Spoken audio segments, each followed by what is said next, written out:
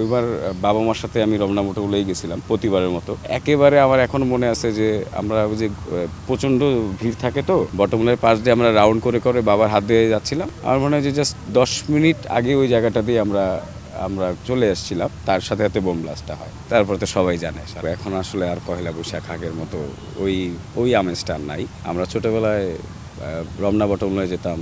তার চেয়ে বড় কথা হচ্ছে যে পয়লা বৈশাখ আসার সাথে সাথে একটা খুশির আমেজ কাজ করতো আমাদের মধ্যে। নতুন পাঞ্জাবি পায়জামা পরা বা বৈশাখের পাঞ্জাবি পায়জামা পরা, পান্তা ইলিশ খাওয়া, ওই কালচারটা এখন কেন জানি আর আগের মতো পাই না। আর আমাদের ফ্যামিলির মধ্যেও এখন আর ওইটা নাই। আমি একটা নেগেটিভ অ্যান্টি প্রোটাগনিস্ট ক্যারেক্টার করছি এখানে। ক্যারেক্টারটা খুব চ্যালেঞ্জিং, খুবই ফিজিক্যাল অ্যাক্টিং, প্রচুর অ্যাকশন ঘরানার একটা নাটক। সম্ভবত আগামী কুরবানি ঈদে এটা রিলিজ পাবে। ডিরেকশন দিচ্ছেন আমাদের সবার প্রিয় আদিফ হাসান এবং অভিনয় করছেন আমাদের হিরো আরশ খান এবং সাথে আছে নবাগত পারু। নবাগত আর বলা যাবে না, বেশ কয়েকটা নাটক রিলিজ হয়ে গেছে। সাথে আরও অনেক কো আর্টিস্ট আছেন, গুণী গুণী অভিনেতারা আছেন। গল্পেরই একটা ঘটনাক্রমে হচ্ছে আমি মারা যাই, আমাকে মেরে ফেলা হয়। ওইটারই একটা দৃশ্য, নদীর পাড়ে আর কি আমার লাশ পাওয়া যায়।